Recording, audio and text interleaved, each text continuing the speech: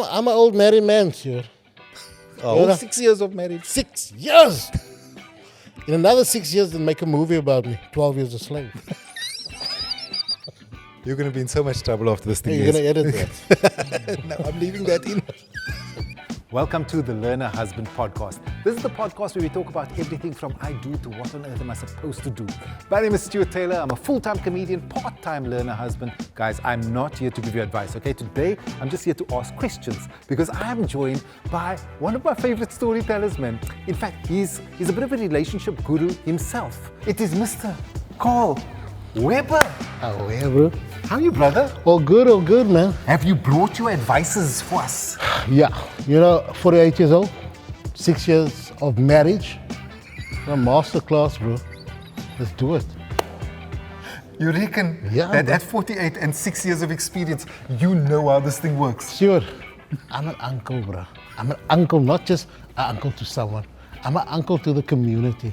Ooh. I got some words of wisdom. I am looking forward to it. Have you got the whiskey? Come and join me, my Let's friend. go. That'll give us the wisdom. Carl Weber, welcome to it, my friend. Away indeed. I waited so damn long to get here. I know, because I sent you that invite and it's like you were waiting with the reply. I was talking about the traffic. I waited so long to get here. But also the invite. Also. Okay, welcome to the Learner Husband Podcast. We're going to start with a little game. We always start with a challenge. And I've come up with something special for you over here. This is called Voice Note to the Missus. Okay. I'm going to give you a couple of scenarios. In these scenarios, you are wrong. And you're going to tell me what your voice note is that you would send to your wife. You forgot date night and booked a gig instead. What's the voice note you send? Hey, babe, can you hear me? I can't, babe, babe, I call you back. Perfect. You shared something online that was like confidential. What's your voice note you send? Babe, do you know what they're paying me? Do you know what they're paying me? We are going to Houdini with this money. Perfection. Houdini will solve everything, my friend. You promised you'd be home 30 minutes ago, but you just ordered another drink from the bar. Babe, Stuart and Kurt is here. You know how it is with him. You must blame the brasser. Okay, final one over here. You invited people over for an evening, and now you're letting her know on short notice that people are coming. I did tell you, man. I'm sure I told you. Check your voices. You have the disappearing messages. Check again. My friend, I feel like I'm going to get a lot of insights and information from you. How long has it been now? How long have you been married? 6 years. 6 years. 6 years. I remember I was at your wedding, my friend. You were in the parking lot of that church drinking neat whiskies. You were so nervous. Compliments of Dalen Oliver. Absolutely. Dalen was just waiting. That was the only way we were going to get you through to the aisle there, my friend. But yeah, Is fun it- times. Fun times. Is it what you expected? You've been going now at 6 years. What did you expect? Has it lived up to expectations? You know, let me tell you, I did not expect this. I thought it was going to be liquor, fun times, liquor, going to the beach, we're going to day drink now, we're going to do this. No, it's not that. What is it? It is water and rights, right? Cleaning the garden, cleaning the yard, constant cleaning all the time. And then it's not cleaning because I'm married to a colored woman. It is turning out, a turn. Explain the difference. What does it mean? Like you don't just do a tiny little clean. No, you Your don't. wife wants you to flip mattresses. Tidy. Tidy doesn't exist with my wife. For a cleaning Saturday morning, a morning of cleaning on a Saturday morning, I need to uplift the tiles. We're going to re-grout now. We are building on 2 extra rooms. Is that part? The that's part of couches are on cleaning? the pavement, bro. That's my wife. Is that your Saturdays? You were hoping for a lie-in on a Saturday. Oh. Now you have to turn out on a Saturday. She doesn't. She always tells me, Carl, I don't want you to clean. I want you to want to clean. Who wants to clean?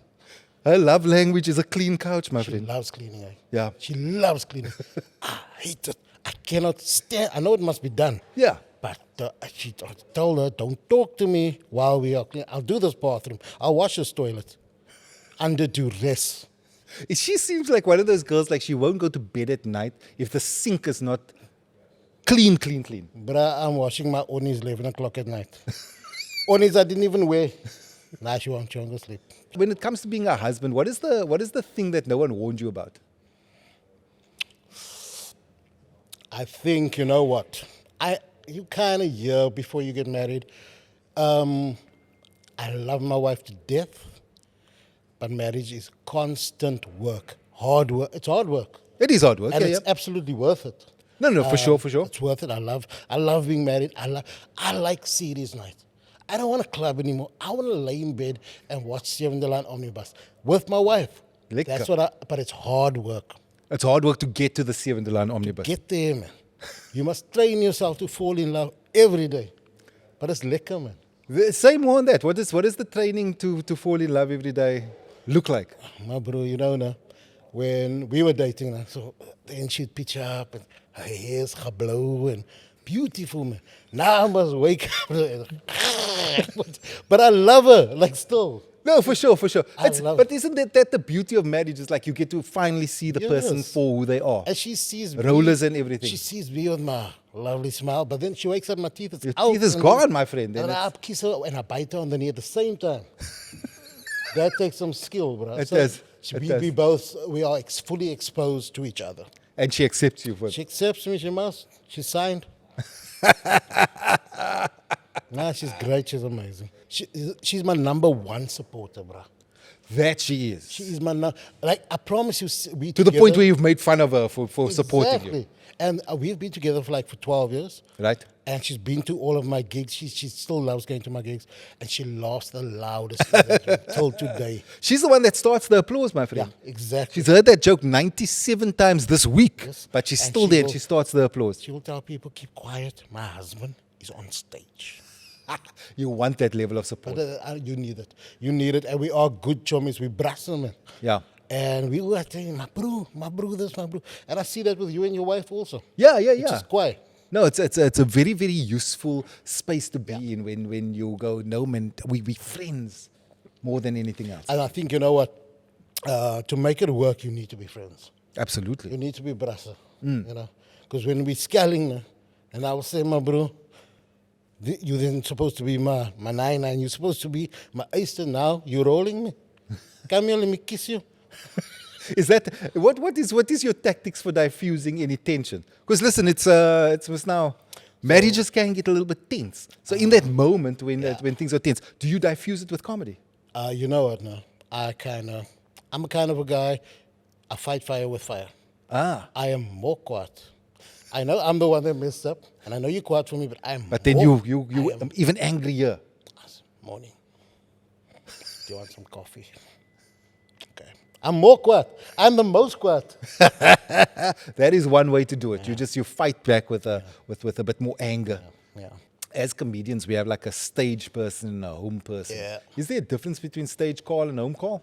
You know what? Yes. As much as I would love to say what you see on stage is what I am at home, but it's not. Not, eh? It's not. Yeah. You need to turn it up a bit on stage. Sure. Because people love that. They love this guy. Yeah. They love that guy.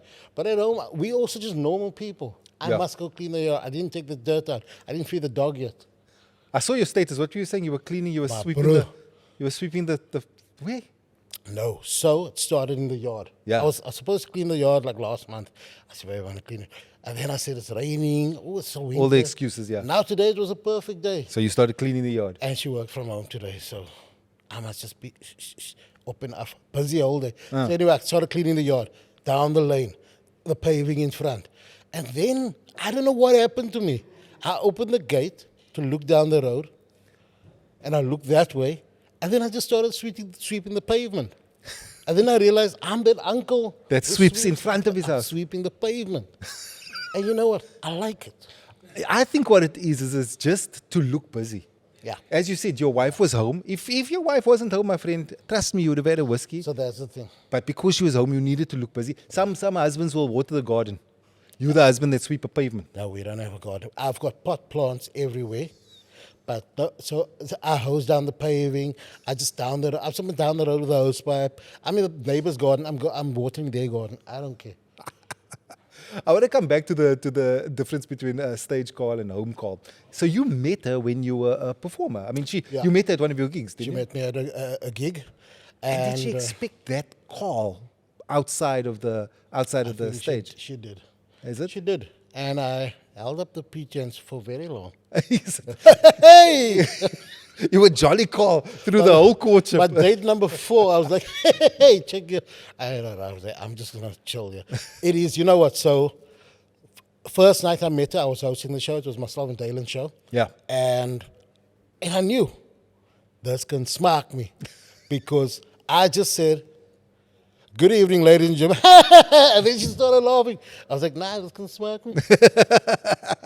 So, I'm in there. Yeah. So the thing is, slowly but surely, she realized, okay, but there is a difference between stage call, Yeah. and real call. Real call. You know what? A lot of people don't realize. I am not a very serious person, but I'm a subdued kind of person. Off stage, Yeah. I'm a chilled person. I'm an observationist. I like to observe people. Mm. And she quickly. Fly on the wall. Fly on the wall. She's the one in public. Yeah, she's a happy-go-lucky. She's the one, She's smart, Yeah. a bit of socializing. And I always tell her, shh, tone it down, tone it down. I'm the comedian.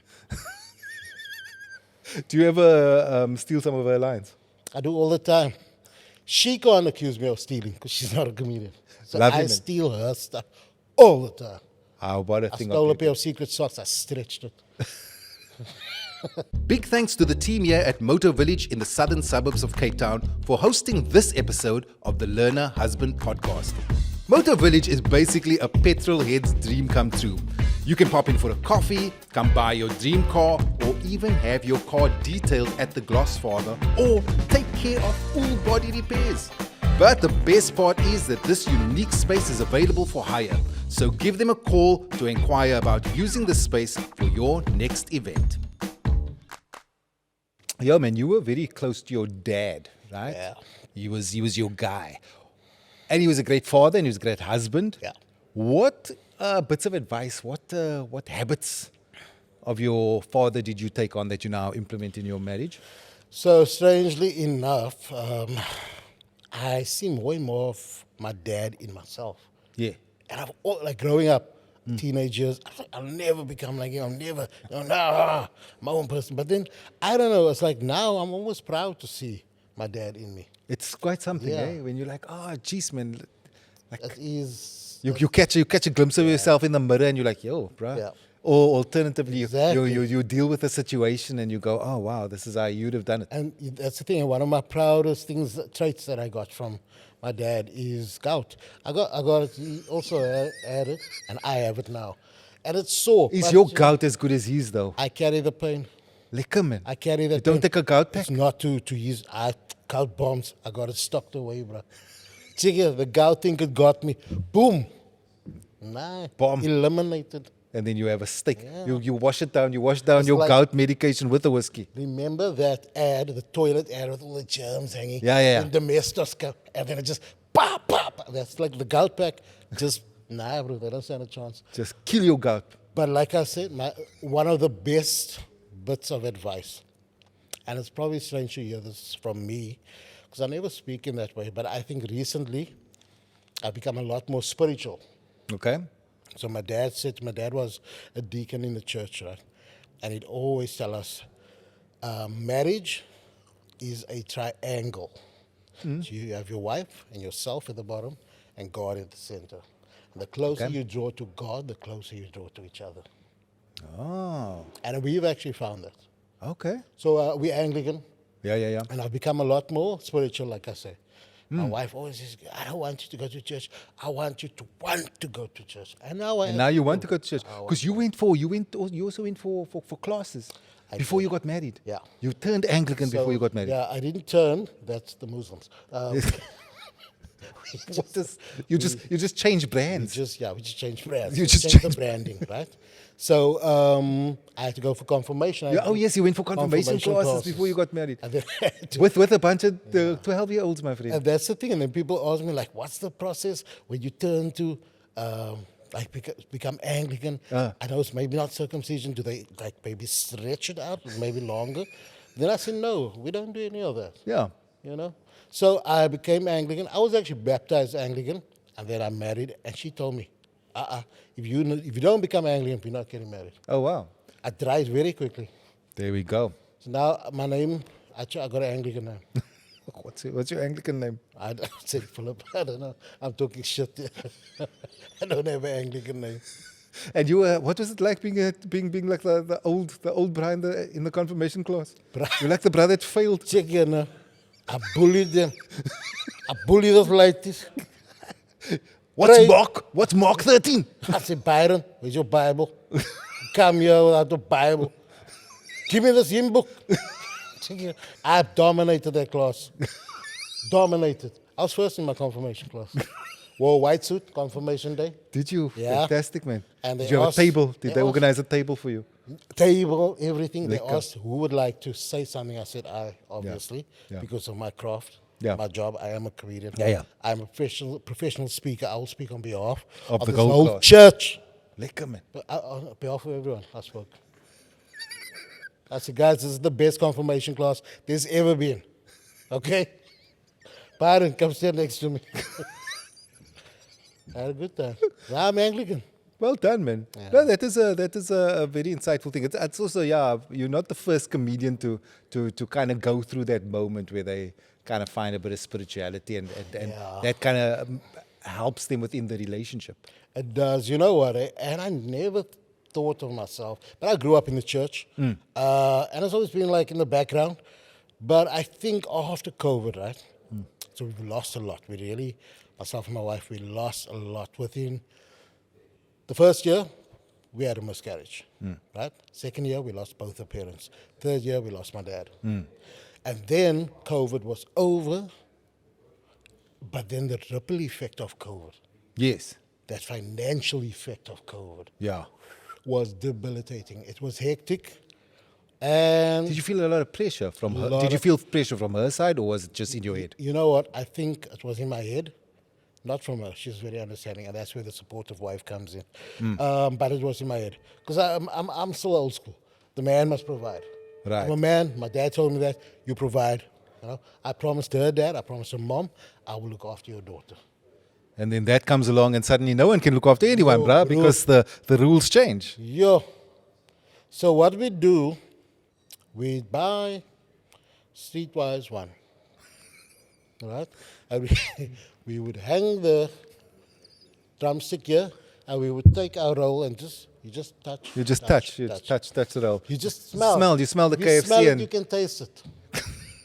You buy a will loaf find- of white bread Yeah. and one drumstick. Sprinkle pops, whatever. You know, we had a good time. But I think, you know what, in retrospect, it actually brought us closer together. Listen, I mean, it would. Either there's only one of two ways, you know, that the tragedy that Yeah. it's either gonna destroy the marriage or it's gonna bring you much closer together. I did read something or heard something where someone was talking about like your marriage. The person just used one line, and the line was like, "We buried parents together." Yeah. Then I was like, "Oh wow! If you go through that as a couple, then that's like." Then you go, no man, that person was with me at the darkest times. It is, yeah. So, you know what, with the deaths and stuff, it's everybody's around you, everybody's there, until everybody's not there anymore. Then it's just the two of you, You're bro. alone. Yeah. And that's when the journey really starts. Yes.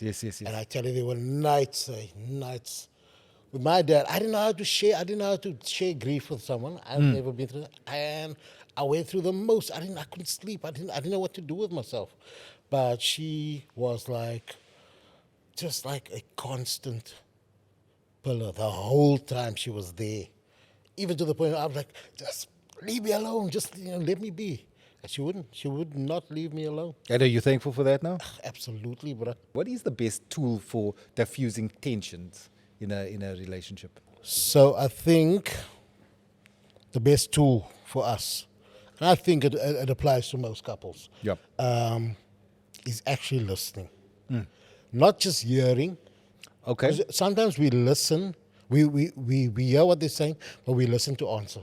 Yes. Yeah, we always do that. Yeah. I just want to, as soon as you finish, I'm going to tell you what I've already got my answer. Yeah, I've already got no. my answer. Just finish your sentence so I can answer it. So I think in the past few years, I haven't got it all figured out yet. Sure. But I think that I've learned to listen. And I've got nice big ears, so I listen exactly to what she's saying. And then I really I think about it a bit, and I'm like, but okay, it's not unfounded. She has a point. Right. Then what is my role? What is my part in that? What have I done? Okay. And so listening to understand and not listening just to answer back. Yes, like there we are, man. Power advice there. Go. Yeah. I'm an old married man, Stuart. Oh, 6 years of marriage. 6 years. In another 6 years, then make a movie about me. 12 years a slave. You're like an old school colored uncle that says all these negative things. Meanwhile, back at home. I really love this Learner Husband podcast chats that I get to have. And I get really great comments from you guys. So thank you very much if you do enjoy the podcast. There's one way that you can help me out though. Very simply, you can hit the like button. Secondly, you can hit the subscribe button. That really helps me. But thirdly, you can share it with your friends and your family. We're going to become this community of people who love laughing together. In our community, your community, Yep. what's the unspoken rules for being a good husband? I think, you know what? Okay, let me say this. I have learned from my parents, from my uncles. So a big downfall, I think, in my family and in many colored families, in communities, is pride. Okay. So the thing is, we don't want the public to know. We don't want anyone. Oh, it's an embarrassment. There's a drug problem. There's a depression. There's this and that, and we hide those things away, right? And that, I feel, is one of our biggest downfalls, because we hide it away to the point that the kid no longer wants to speak about it, or your partner doesn't. We are so embarrassed. We are so obsessed with showing this perfect facade. Right. As opposed to That, yeah. So that was a point, and it didn't come from a bad place. It came from proud working class people, colored people who had a little, but they wanted to show everyone we are still surviving. Our heads are held high. Yeah. It came from a good No, place. it didn't come from a bad place, but it does. But it's got the outcomes are a bit toxic. Yeah, absolutely. Because then you kind of sweep under the mat any of the bullshit. So then our kids are so afraid to speak to us about anything. Yes. Because it's got to be perfect. Life's got to be amazing. because we don't listen to understand. We listen so that I can talk and tell you how wrong you are for coming out of the closet, for having depression. We don't do that. You must go to church. That's the only answer. Gaat kerk toe. That's the only answer. Yeah. So we don't listen to each other. Right. So so in your marriage now, is there much more of that openness and the acknowledgement of if something is wrong, we talk about it? Yeah. So, initially, my wife, my beautiful wife, she would clam up. She would clam up. She wouldn't like to talk about things. And I would ask her, are you upset with me? Yeah. I'm fine. Then I know that she's not fine. Yeah. But I've pushed her. I'm not one to, people say, don't go sleep upset. But sometimes you must just go sleep. Yeah. Because we're not going to sort fight it tomorrow out tonight. Yeah. But also we're going to sort this out. Yes. We're not going to leave this thing. Because, it builds and builds and builds. And I said, once we resolve something, we don't go back to it. Got you. You're not going to come to me and say, remember, in 2018? No, let's deal with it now. Let's deal with it now. And once we're done, and I say, I love you, and you say you love me, we leave it and we move forward. Got you. I want to have a liquor life. And one thing that I do not agree with is happy wife, happy life. No, it. Happy spouse, happy house. We both need to be happy.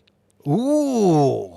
I can't just make you happy. You need to make me happy. And we are both happy. Our house is happy. Brother. You know what I'm saying? That must go on a mug, my friend. I'm going to take that to my wife now. You also need to make me happy. Yeah. Because nothing rhymes with husband, you see. Yeah, so that's also you the have problem. to say spouse. Yeah. Happy husband, happy husband. I don't it does not go. Happy schmuzband. They do it. Husband, schmuzband. Yeah, You see? that rhymes. That must stop. Husband, Husband, schmuzband. schmuzband. What's the one piece of relationship advice you would give to someone that you don't like? I say, you know what, bro? Stand your ground. You don't clean the kitchen. No, why must you clean it? Let her mop it. And then you go sit and watch, because women love it when you sit and watch TV while they clean. Do it, bro. It works every time. Assert your dominance. Carl Weber, I'm glad you don't follow your own advice, my friend. Do not. Listen, thank you very much for joining me on the Learn a Husband podcast. What a fun chat. What a pleasure. Guys, questions and comments in the comment section down below. And we'll catch you in the next episode.